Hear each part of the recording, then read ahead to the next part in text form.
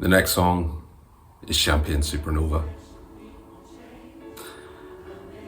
You just listened to one of the great rock songs of all time, and now it went into a bit of an instrumental there, a bit of a sort of audio scape of rowing boats and all sorts of noises, which they eventually got around to calling Swamp Song. It wasn't called that in the first print of the album.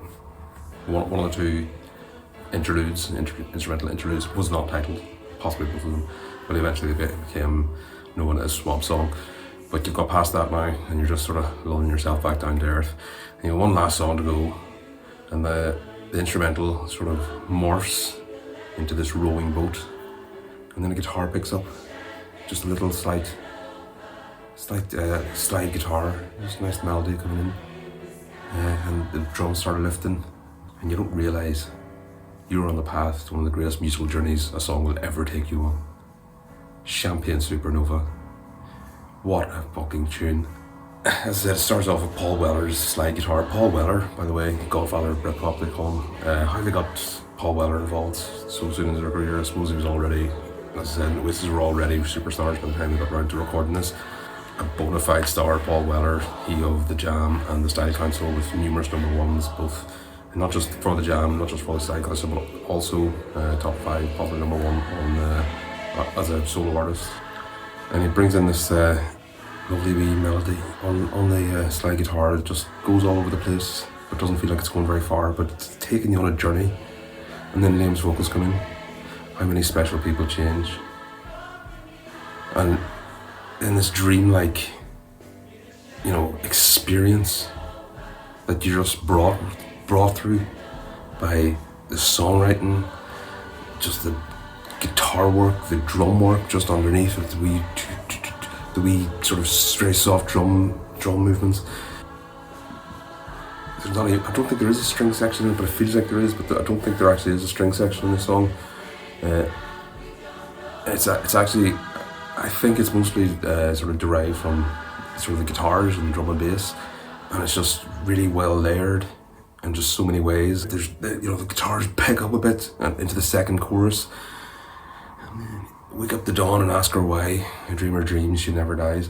Like they're very ethereal lyrics, sort of reminiscent of Van Morrison in his Into the Mystic era. It's very the ethereal, dreamlike lyrics and imagery, and that is married perfectly to the music on every level.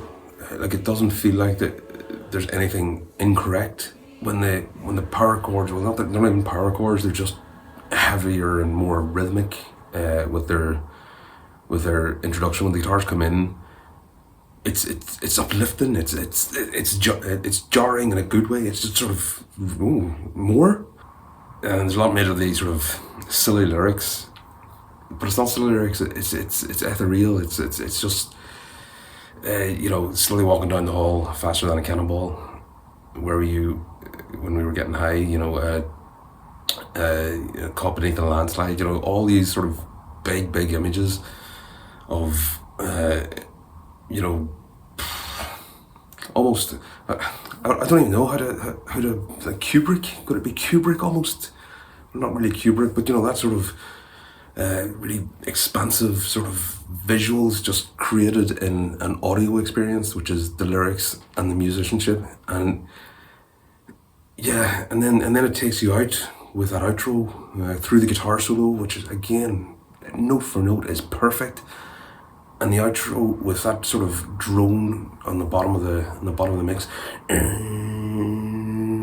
While Paul Weller's doing the last bit of his slide guitar, and the drums are just quietly just making their way out of the tune, and that sort of drone just sort of carries you out, and it sort of personifies what you feel as a listener. That you're just sitting there at the end of this CD or record with your jaw agape, because you have just been brought through one of the most rock and roller coaster musical experiences you could possibly get, and you're just sitting there at the end, and just the instead of letting it fade out or just come to a halt, it just sort of calmly just unthreads itself as an album, as a music experience, as a song, just slowly removing bit by bit the instruments until you can finally just close it up, and you're sitting there having completed one of the perfect albums of musical history. And of course, the big news, it has actually happened. It has actually taken place. I didn't think it would ever.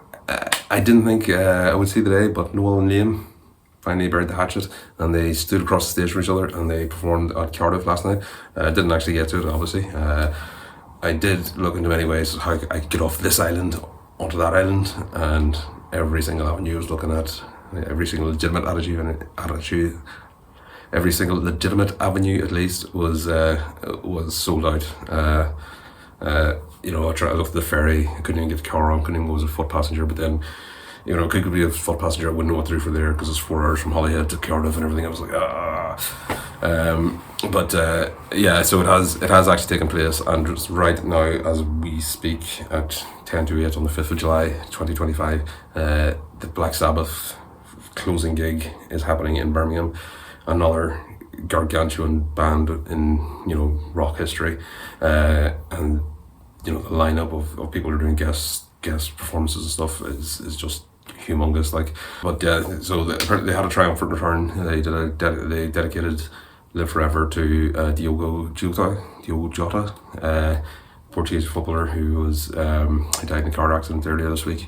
People are saying Liam's voice is on top form. Just what clips I've seen on YouTube of just people in the crowd just uploading their songs, they do seem to be doing great, great work.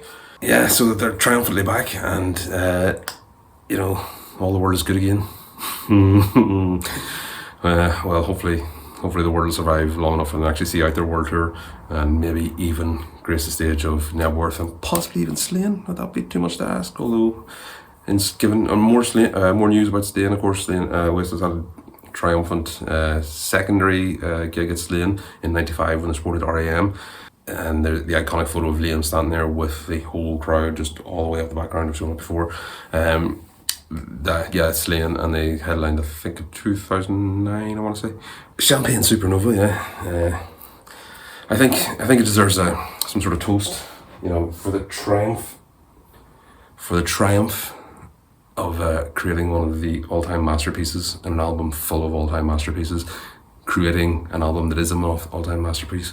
Noel Gallagher, I thank you, and I tip my hat to you. Stick around, number 29 is coming up next.